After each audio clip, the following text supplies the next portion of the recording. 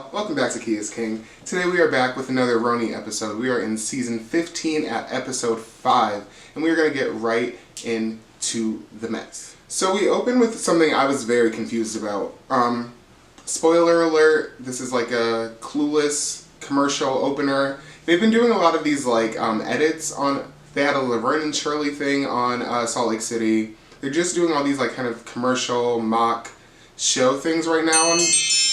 So as I was saying, they're doing a lot of these mock recreation show openers, Laverne and Shirley, Clueless, which I had no idea what this opening was of this episode. I was genuinely confused. But they do that little opener with all their things, whatever. They move on to Sai and her husband at the plant store or somewhere where they sell plants. I don't know if it was, you get what I'm saying. They were looking for plants. And they're shopping because Sai wants to bury her mom's ashes in the base of a tree because her mom passed away. They had a pretty complicated relationship from what I understand, Sai was saying, but she wants to honor her in that way. She's been in and out of a box, in a bag in her closet, and she just feels like it's time that her mom kind of takes a new journey and is set in a new place. She mentions that her aunt is coming, which she featured in the first season of the reboot. And her aunt is like her mom, or like a mom to her, and was her mom's sister. So they're close, she's cool, she's like the rock, or a rock in Sai's life. So they're kind of going through that and talking about that. And then in the end they have a nose hair moment with her husband who has gray hairs. And that's all cute and dandy, and Sai showing her soft side. But I still want to know about the alleged rumors that Sai stole her husband from another woman and started her family with him. Because the North remembers. The North remembers. So the plants are cute. What's the tea though? We move on to my couple who I'm this close to pulling the emergency lever for. The SOS button is about to get hit. But Jessel and Pavit, and they are talking about, well, first of all, the way they talk to each other is just so jokey and sarcastic. Yes, a good joke, a good roast is nice, but that seems to be their constant dialogue. And me personally, I'd get tired of that shit if that was the constant, but I'm hoping it works for them genuinely, because it just makes me cringe sometimes. I'm like, okay, why don't be mean to each other? Be nice to each other. I love you guys. So they're having breakfast, they're talking, and this is where we get into Jessel's having her birthday party, and it is Clueless themed, which explains the opening credits a little more. So Pavit is acting very uninterested in Jessel's birthday. I mean, I'm sure he's paying for most of it, or maybe she's paying for it because, she makes money. She's not some bump on a log. But he's acting like, oh, I have to get you a gift. Why do I have to get you a gift? And he does these things where I'm I'm not sure if this is your version of comedy, satire, or this is truly how you feel. Because it comes off as you are an unattached, unemotional dickhead sometimes. But he seems so much cooler than that, so it's I don't know. But their scene was very quick, but it's Jessel just being my birthday party's coming up, do something nice for me.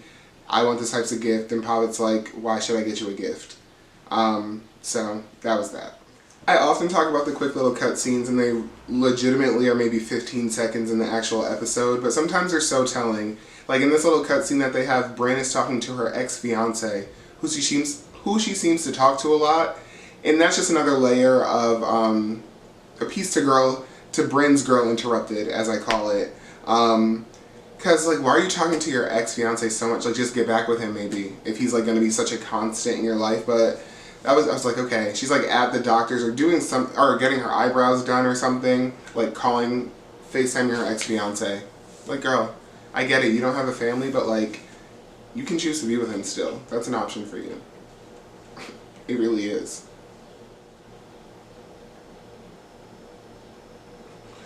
Once again, another quick little scene but so telling. They shoot to Erin and her husband getting coffee somewhere, and I would just fucking hate to be married to Erin. Everything her husband does, he's an idiot, he's stupid, he's the worst, oh my god, I can't believe you. Who's trying to deal with that, man? But that was the little quick cutscene they had there. The next scene that they have is Jenna at one of her new jobs, and she's the editor-in-chief of an online fashion magazine. So she's having a boardroom meeting with her staff, who is all female, and they're jokey, and Jenna seems like she'd be an okay boss, but in this moment she also seemed like she was trying to prove how hard she was trying hard to prove like how much of like a people person I don't know. Something about it seemed forced. But that was the scene. The whole scene was her talking and having this meeting. And she did, like, I don't know, that's my thing. They say like the right stuff, but like the genuineness of it all, the feeling of it all is not quite there, and it's not giving that interesting either. So like there's been a lot of conversation and discourse online about like if this reboot is good, if it's good, like if it's bad, if it's good, if it's blah blah blah blah. Because the old ladies of Real Housewives of New York really are legendary. They speak for themselves. It goes without saying. So it is different, and these women I don't think have hit their stride. As any avid Housewives viewer knows, it takes a few seasons typically for like certain types of cast to really like get into their swing of things. And so these ladies are not there yet, but still the content just seems kind of dry and boring. I feel like in all my videos so far I've been saying like this is boring. I don't know if that's really gonna make people want to watch this, but yeah, I just can't get over like there's something there. There's like a fourth wall there somehow, but it's still entertaining. I'm still watching and talking about it. But this scene was just like, okay, you made that such a focus, and it was really not much of anything. We then switch over to Raquel going to visit Uba at her place. They are becoming friends, they're trying to get to know each other, and what Uba's really trying to do is clean up the issues that she had in the Hamptons. She's like, okay, Raquel's a new person, I had a moment, me and Brynn are really going at it, and I don't want her to think. I think Brynn's comment of like being the angry black woman sat with Uba. They talked about that, which I have determined in my crystal ball that you know I have, that is going to be the root of Brynn and Raquel having issues. Because in one of my older videos, I said that like, okay, they just had this beautiful moment about like not having a family or dad or whatever you want to call it, but clearly they're gonna have a fight as the trailer told us. So this is the planting of that seed. But Uba's talking about her love for art, because you know Raquel's an artist and a curator or whatever they want to call it, or whatever she titles herself.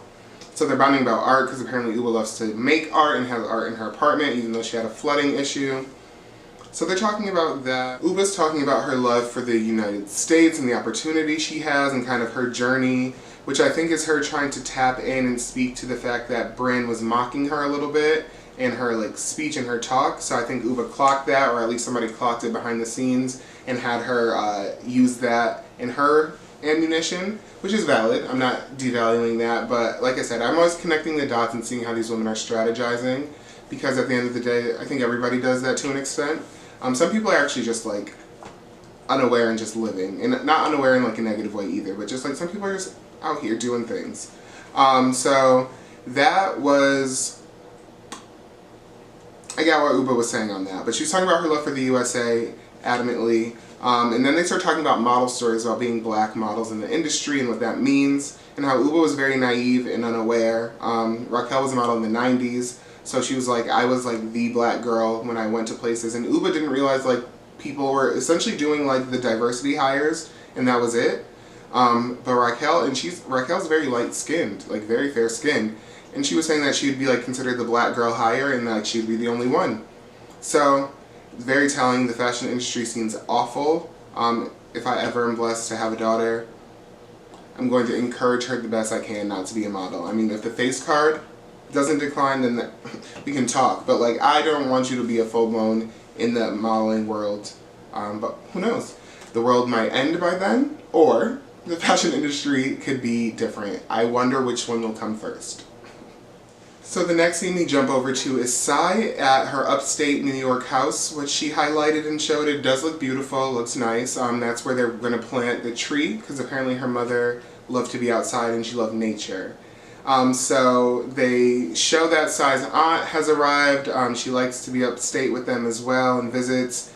Sai has a thing about having your day clothes on the bed, so her aunt is here, but she's in her day clothes, and Sai almost had an aneurysm when she laid down on one of the beds. I guess I don't want to tell on myself, even though I'll tell on myself because I personally don't have that rule. My bed would be pissed off if it cared about day clothes. If you do that in your own life, power to you. That must take such willpower not to just like crash the fuck out. after a long day and worry about some day or night clothes. Or props to you if you do that. If you do that, please leave a comment and stand bold in it. Be honored, because I'm impressed. I couldn't do it personally, but I'm impressed. But yeah, so Sai's aunt's there in her day clothes. She's happy she's there. They go out to plant the tree, and they're talking about Sai's mom, which gets emotional, obviously. The aunt is like literally with her bare hands, like sprinkling it in the base of the tree. And Sai is still struggling. Sai is like, I think she refused to like say some words over it, like her aunt was doing. And that was just real to see, but also sad for Sai that she was unable to kind of really have that moment and just say something nice to, sorry, I'm like trying to watch a one-man production over here. Also, I need to stop talking to this camera like it's not just me. Like, yes, what you guys think matters, but ultimately this is a one-man show. So if I look, if I sneeze, if I fart, if I choke, that's my business. Anyway, Sai is really struggling. Her son starts crying, and she doesn't even really go console him. So that was just, like I said, it made me sad for her. The husband consoled him though. And then the aunt is hugging everybody and then getting ashes on them because she has ashes all over her hands. So then she starts like running around with the ash hands. And that was cute. It lightened the mood and it just kind of brought everything back in. So I hope she got what she needed out of that, and I hope she is like evolving emotionally, because stunted emotion is like the worst. It really is.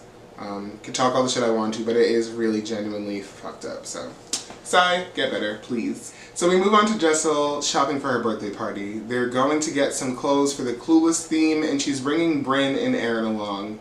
And I get why they're hanging out, but unfortunately for Jessel, like, these are her options, and Jessel's trying to play nice with these women, and I don't love that for her. Brynn and Aaron are completely birds of a feather that are flocking the fuck together. Like, they are both the same type of, like, touched, and they're both the same type of girl interrupted. That's my favorite go-to. They're both girl interrupted. They're both toxic, just weird, manipulative women, is my assessment the more episodes go on with this show. But Jessel brings them. They acknowledge that Aaron's, like, 80 years fucking old and, like, either dresses or acts 80. And I forget who said it, but props to you, mama, because you are absolutely right, and I'm glad somebody said it out loud. I'm glad somebody said it. But Aaron goes on after they're doing shopping and being Jessel haters, because you know how I feel. I feel like they all hate on Jessel. They go on to talk about Jenna, and Aaron has decided she does not want to be Jenna's friend anymore. While, mind you, everybody that is attached to the show was sucking Jenna's dick, and Aaron was pretty much sucking her dick up until this point. And the bottom line and the moral of her story is she's jealous of Sai. Aaron is jealous that Jenna is able to, like, move on and have a relationship with Sai after telling her how much Sai hates her and how much shit she talked about her. And Aaron's like, oh, you can be there for Sai after she hates you, but you can't be here for me in my moment of need, which she means her husband selling her Bitcoin and her mom having cancer. The Bitcoin, whatever. The mom having cancer, okay, that's valid. But, like, even then, you're just gonna, like, stop being her friend because she, like, isn't getting it. Like, that doesn't seem fair either. But once again, Aaron doesn't have a fair brain. She has a very entitled brain. I guess she can't flash her tits and ride a jet to get out of this one. I don't know, like, I don't know what she wants sometimes. But they move on from Aaron not wanting to be friends with Jenna all of a fucking sudden to Brynn still being mad at Uba and Sai. And so Brynn is demanding an apology. Seems like more so from Sai than Uba, which is interesting. But Sai had texted her apologizing and she just left her on red. So you can go fuck yourself about that, Brynn. And then she was like, this is a scene where she was like making fun of Uba's accent and saying like she's done with Uba. And Brynn was just talking big shit. And for somebody who can't fight face to face or handle a fight face to face and is carbon monoxide and will get you on the back end, you're talking a whole fucking lot of shit. Talk that shit in the moment. See how that gets you. Like, I don't get it. I don't get it. Like, I can relate and logically I can get it, but, like, I just don't get what she's trying to do in this moment. Like, you're on national TV popping shit after admitting that you can't really pop shit. What, as an audience member, how am I supposed to receive that? Not that she gives a fuck, but, like, just, like, I don't know, these women are, We finally get to Jessel's party, which is where, of course, things end because these parties take up so much time because there's so much drama that happens at these parties.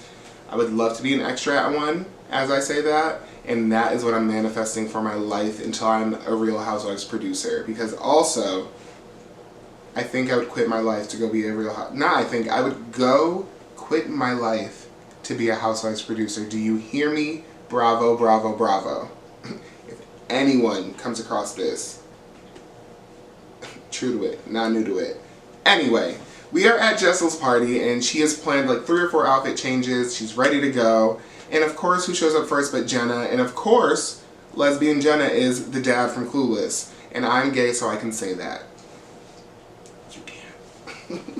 Unless you're gay. But so Jenna's the dad. She's handing out lawsuits to everyone, which I actually find to be very funny. But she's very committed to being Daddy Jenna. And so she did good with her outfit, her reveal, her costume. According to my notes, this is where Pavitt says that gifts are just not important, they're irrelevant, he doesn't understand why they should be a thing. And Pavitt, if you're serious, fuck off. Just do that, because that's not something you should say, especially about your wife and the mother of your children. So stop saying things like that, please, for me. And Jessel. And as, once again, I have mentioned, predicted, seen in my crystal ball before, Brynn is a fucking hater. She is at Jessel's party and in her confessionals hating on her for what? Like, you don't have to come to her party. You're mad that she's changing her outfits. You're mad she didn't have to probably fuck somebody for that. Like, why are you so mad at this woman? Why are you always constantly throwing shade at everything she does? You're mad because you thought you were going to be the star and you're not. That must suck when you're not honest with yourself about who you are. That must suck. Like, get it together, bitch. Don't hate on this girl at her birthday party. Like, wait. There are other things to be... And of course, we have Erin over in the corner doing her favorite thing to do at social events, which is talk shit about somebody and not go directly to them. So she's positioned herself in a corner with whoever will listen to her and is just talking shit about Jenna. Well, guess what? Brynn is talking to Jenna about her issues with her. And quite frankly, I don't even think I wrote down what Brynn was mad about because it's irrelevant. Brynn is like giving me cuckoo for Cocoa Puff. She really is. And so as Erin is just sitting there talking about Jenna, Brynn's actually talking to Jenna. She's being cheeky and flirty and shady about the whole thing.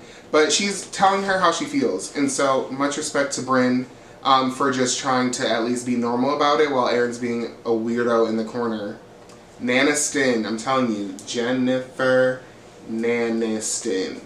One thing I will give Brynn another kudos for and a clap for me is that she stays highlighting Rebecca's boring ass. They literally did a montage of Rebecca being boring, and I love that Bravo does not care if you're a celebrity or who you are. Like, Andy Cohen is probably in that editing room, like, embarrass them.